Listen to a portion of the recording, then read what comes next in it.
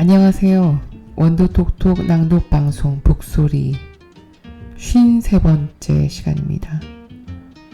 이제 이스라의 아무튼 노래 이 책도 이제 2번 그 다음에 한 번 더 남겨놓고 있네요. 제가 이 이스라님의 책을 읽으면서 너무 많은 우여곡절이 있었습니다. 노래도 부르고 별걸 다 했죠. 혼자서.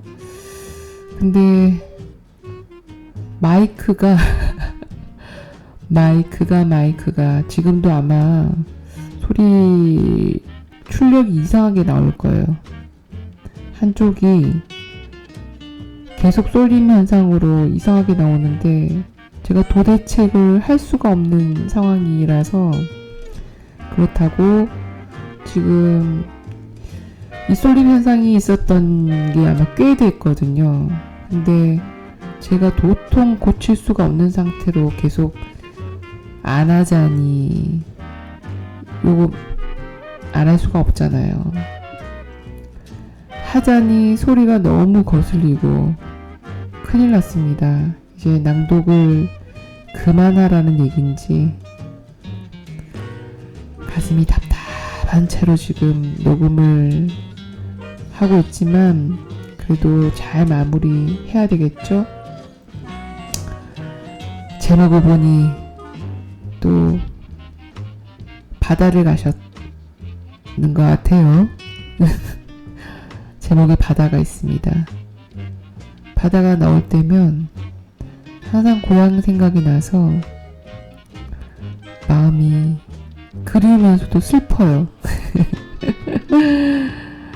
항상 바다 하면 엄마가 생각이 나니까 또 이렇게 마음이 또 밤에 또 읽어서 그런지 쓸쓸해지네요. 그래도 너무 쓸쓸하지 않는 내용이었으면 싶습니다. 무슨 내용일까?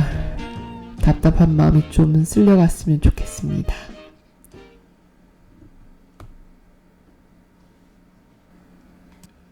앞으로 걸으니 바다가 가까워졌어. 삶을 고요히 견디는 사람의 얼굴을 안다. 내 친구 현희진의 얼굴이 때때로 그렇다. 현희진은 대체로 입을 다물고 있다.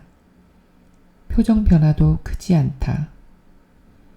그저 등을 바르게 편 채 일을 하고 책과 세상을 번갈아 응시한다. 나쁘고 무서운 일 앞에서도 호들갑을 떨거나 고개를 돌리지 않는다. 한편 뜻밖의 좋은 일 앞에서도 함부로 들뜨지 않는다. 그런 일은 흔치 않다는 걸 아니까. 행복했던 날에 대한 일기를 쓰는 건 늘 어색하다고 언젠가 그가 말했던 것 같다. 어느 여름날 현희진과 함께 부산 출장을 갔다. 작가들은 싫으나 좋으나 가끔 출장이란 걸 가게 된다. 원래 한 밤만 자고 돌아오려고 했는데 현희진이 모처럼 기분 좋은 목소리로 두 밤 자자고 해서 하루 더 머물게 되었다. 뭔가를 티나게 원하는 현희진의 모습을 본 건 이때가 처음이라 나는 조금 놀라며 서울행 기차표를 곧바로 취소했다. 내 마음속 현희진은 삶에 바라는 것이 적은 사람이었다. 그는 맑은 얼굴로 시를 쓴다. 꼭 할머니들 같이 잠이 적어서 아침 일찍 눈을 뜨고는 세수하기 전에 끄적인다고 들었다. 그렇게 쓴 글이 현희진의 방에 넉넉히 쌓여 있을 것이다. 내가 일간 연재 마감으로 괴로워할 때마다 그는 말한다. 언제든 자신의 글 중 하나를 가져가라고. 이름만 바꿔서 직접 쓴 척하면 되지 않겠느냐고. 정말이지 명예욕도 없고 저작권 개념도 없나 보다. 세이브 원고를 언제든 내어줄 친구가 나에게 있다니 작가로선 환상적인 일이 아닐 수 없겠으나 사실 현희진의 글은 너무나 특이해서 아무리 이름을 바꾼데도 도저히 내가 쓴 것처럼 보이지 않을 것이다. 그러거나 말거나 현희진은 나를 위한 세이브 원고를 벌써 몇 번이나 쟁여뒀다고 한다. 그해 여름 우리는 함께 손목서가 마당에 앉아 영도의 바람을 맞다가 시간 가는 줄 몰랐다. 서점 앞으로 펼쳐진 바다는 달빛에 반짝이는 중이었다. 어디서 묵을지 고민하는 우리에게 옆에 있던 이원이 선뜻 말했다. 자기 숙소에 남는 방이 많으니 와서 자고 가라는 제안이었다. 이원 또한 시인이고 나의 친구다. 이원과 현희진은 이날 처음 만났지만 이원의 헐렁한 다정함과 현희진의 힘 빠진 태도가 묘하게 상호작용하면서 금세 친구가 되었다. 옆에 있던 또 다른 시인 유진목이 말했다. 우리 내일 아침에 같이 해수욕 갈래? 현희진이 조금 상기된 얼굴로 그럴까? 했다. 나는 마침 가방에 수영복을 한 벌 챙겨온 터였다. 잘 됐다. 너 수영복 가져왔어? 내가 묻자 현희진이 대답했다. 아니, 없어. 그러자 유진목이 흔쾌히 말했다. 내 거 빌려줄게. 유진목에겐 수영복이 여러 벌 있었다. 현희진은 살면서 수영복을 가져본 적이 한 번도 없다며 이렇게 고백했다. 사실 바다 수영도 안 해봤어. 내가 물었다. 정말? 현희진이 고개를 끄덕였고 나는 힘주어 말했다. 내일 꼭 같이 해보자. 진짜 행복할 거야. 다음날 아침 해변에서 유진목과 만나기로 약속하고 우리는 이원네 숙소로 갔다. 살짝 올려다보기만 해도 현기증이 나는 고층 아파트였다. 엘리베이터를 타고 올라가는 동안 현희진과 나는 귀가 먹먹해져서 코를 막고 귓구멍으로 공기를 내뿜었다. 둘 다 이런 건물이 익숙하지 않았다. 아파트 안에 들어서며 현희진이 말했다. 이 집 신발장이 내 방보다 넓네. 이원이 머쓱해하며 웃었다. 그 자리에서는 왠지 가난보다 부가 부끄러웠다. 손님들이 낯선 집을 서성거리는 동안 이원은 분주히 방을 안내하고 차를 따르고 수건을 내어주었다. 넓고 높고 하얗고 각이 맞고 모든 것이 매끈한 집이었다. 베란다 창밖으로 해운대가 보였다. 살짝 경직된 자세로 집의 구조를 파악하고 온 현희진이 대리석 식탁 옆에 반드시 서서 말했다. 어디서 들은 조언인데 사는 동안 최대한 많은 곳에 가서 똥을 싸랬어. 누가 그래? 내가 묻자 현희진은 턱끝을 고상하게 세우고 대답했다. 요조가 그랬던가? 이혼과 내가 뭐라고 대답해야 할지 고민하는 사이 현희진은 목을 가다듬고 계속 말했다. 아무튼 여기가 얼마나 고급 아파트이건 간에. 잠시 침묵한 뒤 또박또박 이어지는 결론은 이것이었다. 내일 아침 나는 여기서 똥을 쌀 거야. 그러자 이원은 바람 빠진 풍선처럼 허술하게 쓰러지며 웃었다. 처음 만난 여자애가 대변을 예고하는 건 그로서도 처음일 것이다. 그는 연신 너무 좋다고 말하며 웃었다. 밤이 깊었다. 샤워를 한 뒤 현희진과 나란히 누웠다. 현희진은 놀랍게도 하루 종일 입고 있던 검정 원피스를 입은 채였다. 생각해보니 어제도 그 옷을 입고 있었다. 잠옷 안 챙겨왔어? 이 원피스 엄청 편해. 맞아, 그렇긴 해. 사실 그건 옛날에 우리 엄마 장복희가 나에게 물려줬다가 얼마 전 내가 현희진에게 물려준 오래된 원피스였다.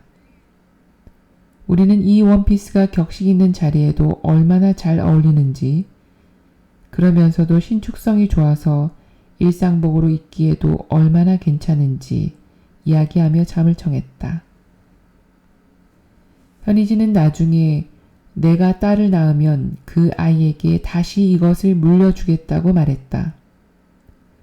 나는 눈을 감고 현희진에게 물었다. 네 딸한테 물려주는 건 어때? 나는 아이를 낳을 생각이 없어. 그렇구나. 내가 대수롭지 않게 대꾸했다. 어쨌거나 너는 나랑 같이 할머니가 되겠지. 내 말에 현희진은 그렇게 오래 살지 잘 모르겠다고 대답하더니 잠시 입을 다물고 있다가 덧붙였다. 사실 나는 살아가는 걸 그렇게 좋아하지 않아. 선풍기 돌아가는 소리만이 우리 사이를 드나들었다.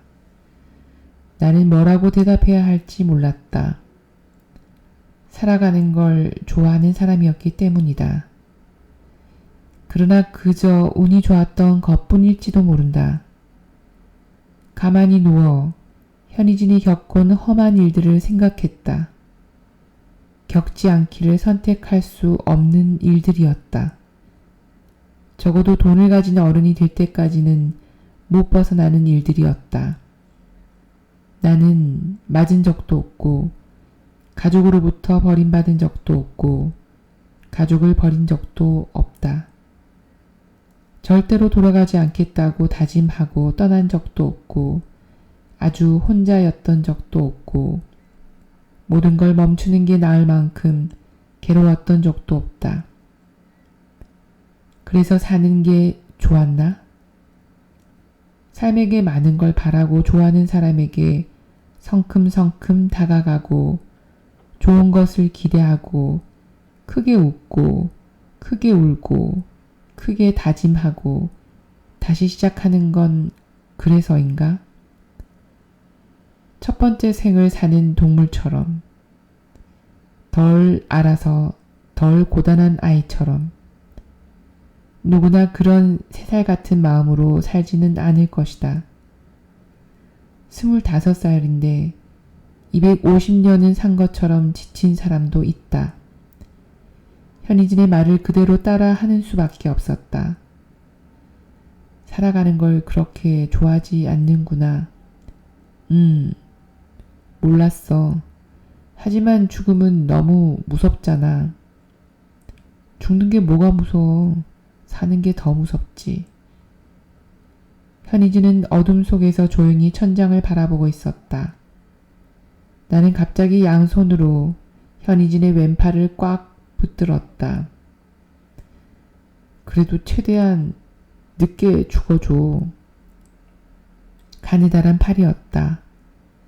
그 팔이 내 손등을 툭툭 두들기며 재웠다.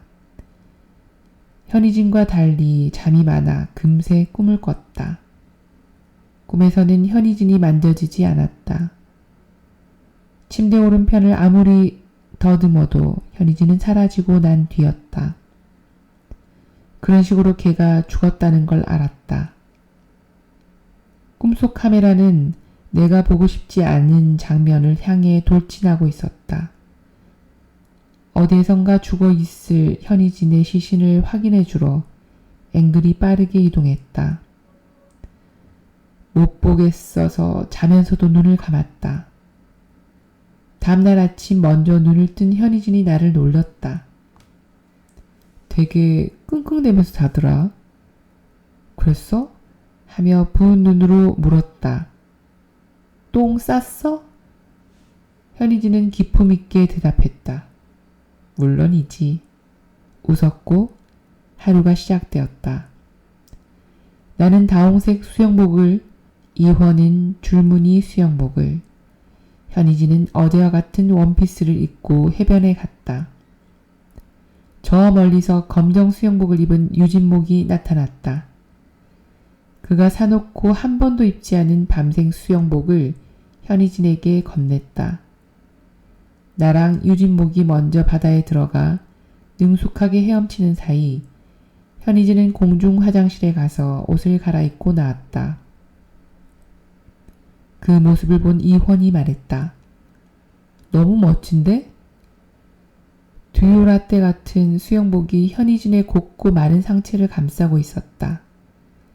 현이진은 작게 웃으며 이헌을 지나쳤고 바다를 향해 한 걸음씩 다가왔다. 나는 허벅지까지 물속에 담근 채 현이진을 기다렸다.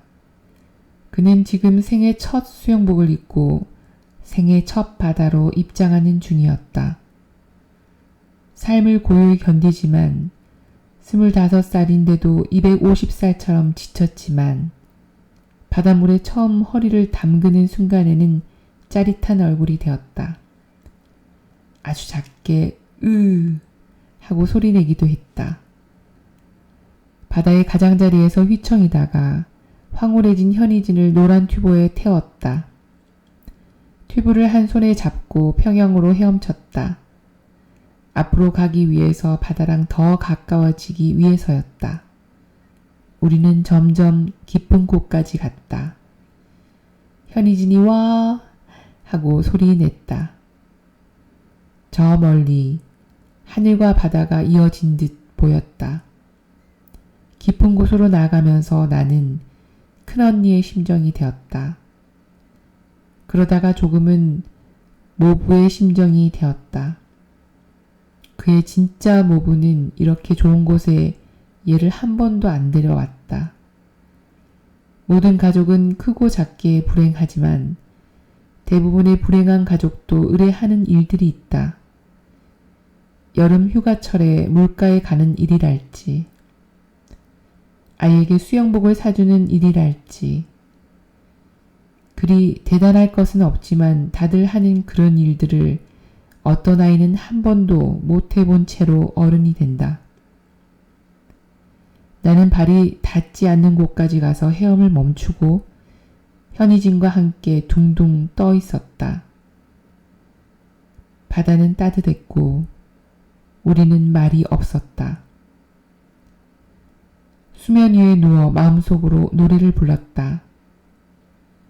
요조의 안식 없는 평안이라는 노래다. 노래는 이렇게 이야기한다. 앞으로 걸으니 바다가 가까워졌다고. 뒤로 걸으니 바다가 멀어졌다고. 하지만 가만히 있었더니 아무것도 움직이지 않았다고. 외로워지지 않으려면 앞으로든 뒤로든 계속 걸어야 했다고. 우리는 마음만 먹으면 앞으로 더 가볼 수도 있었고 언제든 뒤로 돌아갈 수도 있었다. 가만히 있을 수는 없었다. 파도가 우리를 그렇게 두지 않았다. 파도에 이리저리 출렁이면서도 현이진은 너무나 평안해 보였다. 그런 현이진을 오래 바라보았다. 도대체 얘를 어떻게 때렸을까? 이렇게 몸이 작은데 어디를 때렸을까? 왜 때렸을까?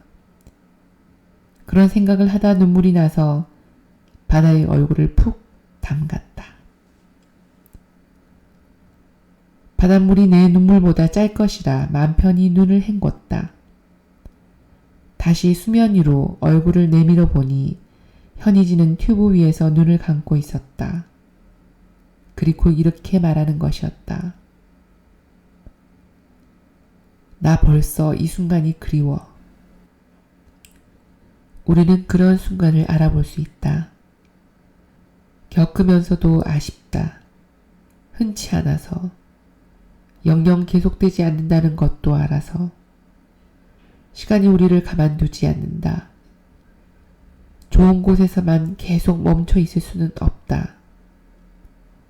현이진은 여기에 쭉 머물고 싶은지 자신이 이대로 더 깊이 떠내려가도 붙잡지 말라고 했다. 내가 단호하게 말했다. 아직은 안 돼. 힘차게 그의 튜브를 끌고 해변을 향해 헤엄쳤다. 친구가 표류하거나 익사해서 죽게 놔두기엔 나는 수영을 너무 잘했다. 현희진은 순순히 무트로 돌아왔다. 우리가 함께 깊은 물에 머물던 순간은 이 모든 걸 모래 위에서 지켜보던 이원의 카메라에 담겼다. 이 여름 한 장의 사진만 세상에 남아야 한다면 그 사진이어야 한다고 생각했다. 단 한 곡의 노래만 세상에 남아야 한다면 그 노래여야 한다고 생각했다. 파라솔 아래에서는 일찌감치 수영을 마친 유진목이 누워서 책을 읽고 있었다. 유진목의 피부는 오래된 나무처럼 고동색이었다. 또한 들뜨지도 슬프지도 않은 얼굴이었다.